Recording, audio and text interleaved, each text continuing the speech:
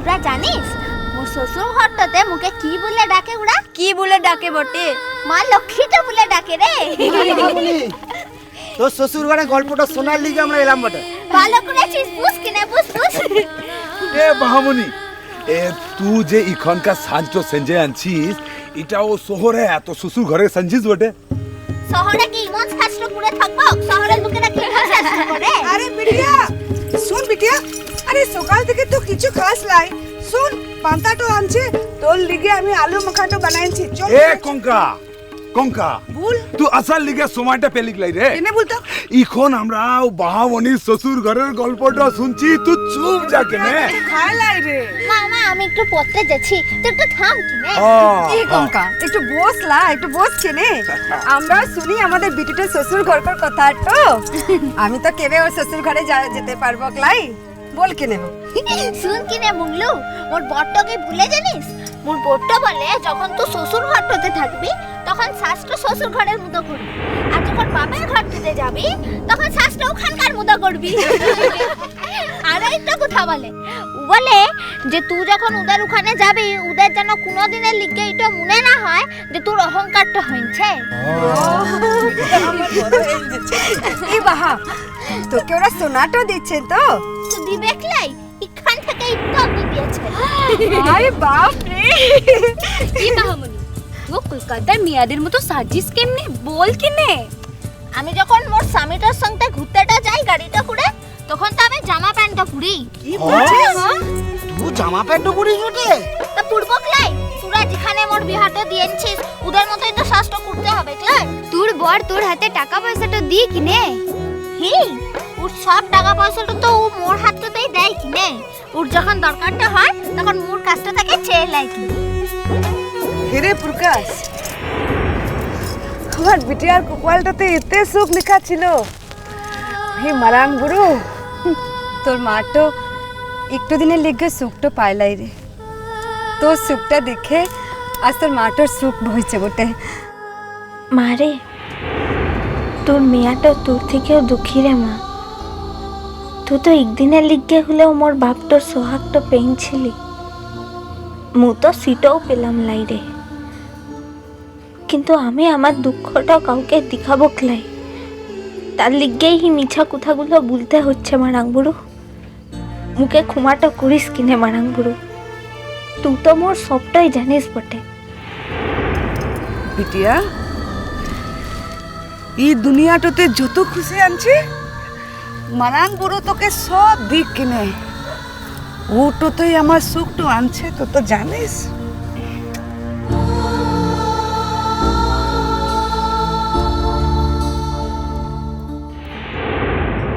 বাহামণি কি সত্যিটা বলছে না বানাইন বানাইন মিছা কথাটা বলছে, সেটা জানবো কেমনে?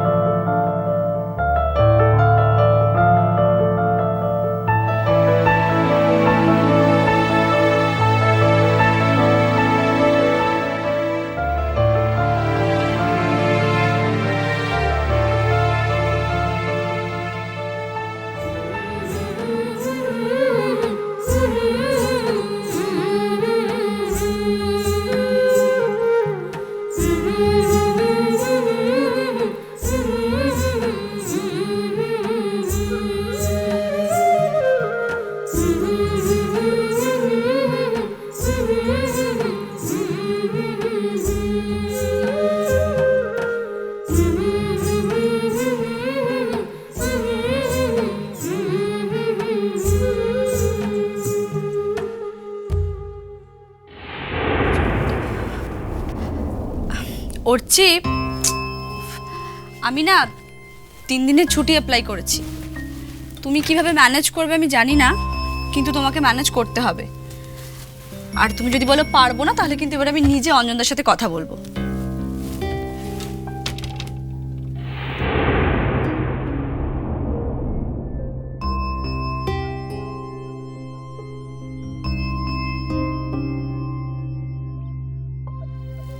কি গো?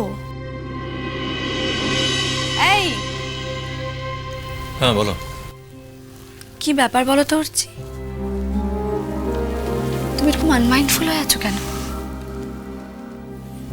বাহাকে তো এখন পাওয়া গেছে উঠছি, আর জানা গেছে যে ও ঠিকঠাকই বাড়ি পৌঁছে গেছে। তাছাড়া যদি কেউ আমাদের সঙ্গে থাকতে না চায় তাকে তো তুমি জোর করে রাখতে পারবে না, তুমি আমি কেউই পারবো না। মন, তুমি কিন্তু দিন দিন সোকল টিচার হয়ে যাচ্ছ। মানে আমি তো টিচারই। তাহলেও আমি নিজের বউকে কিন্তু কখনো টিপিক্যাল টিচার হিসেবে দেখতে পারবো না। কি বলছো বলো তো? কোথায় একটা ভালো খবর দিলাম, একটু আহ্লাদ করবে তা না। হ্যাঁ, ভালো খবর দিয়েছো, তার সঙ্গে একটু বাড়তি কথাও বলেছো, যেরকম সমস্ত টিচাররা বলে থাকে আর কি। তারা সবাইকে নিজের স্টুডেন্ট মনে করে। কি আশ্চর্য, আমি কি বললাম?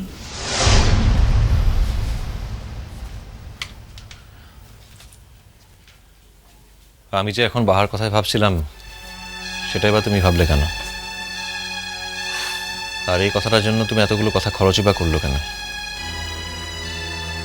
রাগ হচ্ছে, আসলে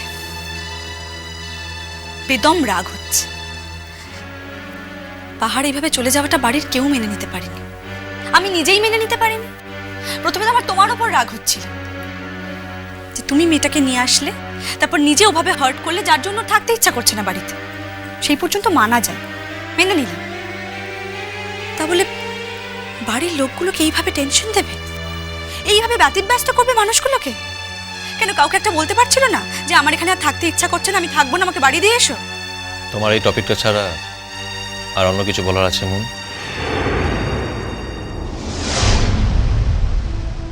বারবার বারবার ওর কথা, ওর প্রেজেন্সটা মনে পড়ে যাচ্ছে। বাড়ির সকলের অবস্থাটা একবার দেখো। আর সব থেকে বেশি কষ্ট পাচ্ছে জেঠুমনি। আর এটাও তো ভুলে যেতে পারছি না যে আজকে ওর জন্যই আমার স্মৃতির সিঁদুরটা ফিরে এসেছে। মন প্লিজ, এই টিপিক্যাল টিচার মার্কা কথাগুলো তুমি বলো না, তোমার সঙ্গে মানায় না। হ্যাঁ, কথা বলার ধরনটা হয়তো একটু ব্যাকডেটেড, কিন্তু সত্যিটা তো সত্যিই উঠছে।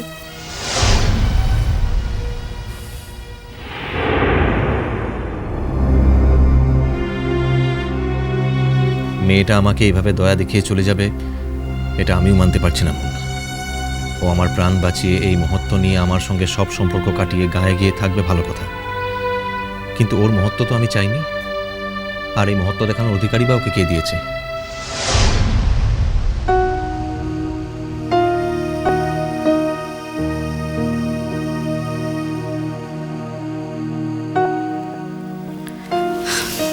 উঠছি, তুমি আবার আনমনা হয়ে যাচ্ছ। আমি অন্য একটা কথা ভাবছিলাম।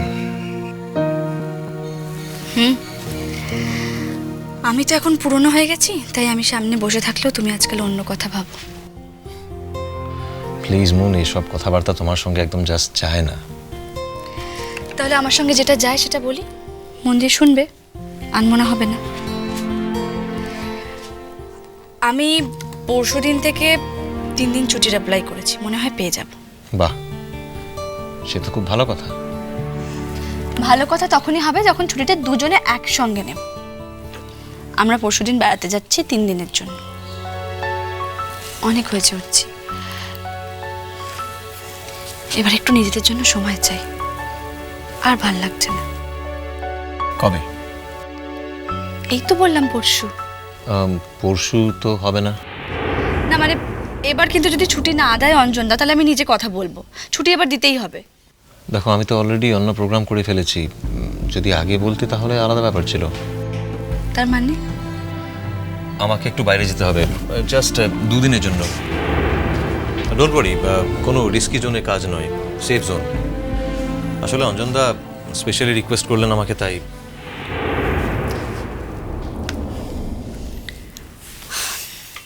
তোমার যা ইচ্ছে তুমি করো।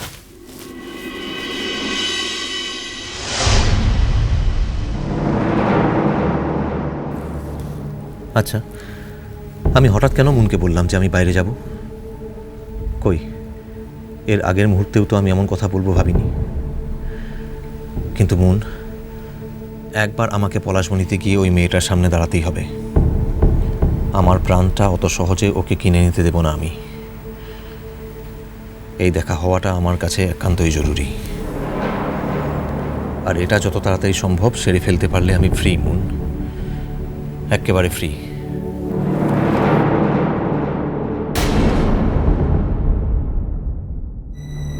আমি তখন থেকেই বলছি যে দুদিনের জন্য একটা কাজে বাইরে যাচ্ছি।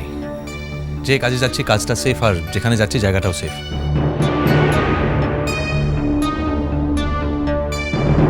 তোমরাই বা কেন এত জেদাজেদি করছো জানার জন্য আমি তো বুঝতে পারছি না। এখন তো আমি ইসে গেছি, দোকান দিস নাই। তুই তো আবার ফিরে তো যাবি ভুল, তোকে তো আর রাখতে পারবো ক্লাই আমি। আর আমি যদি চলে তো না যাই? মিষ্টি কুটু মিষ্টি কুটু মিষ্টি কুটু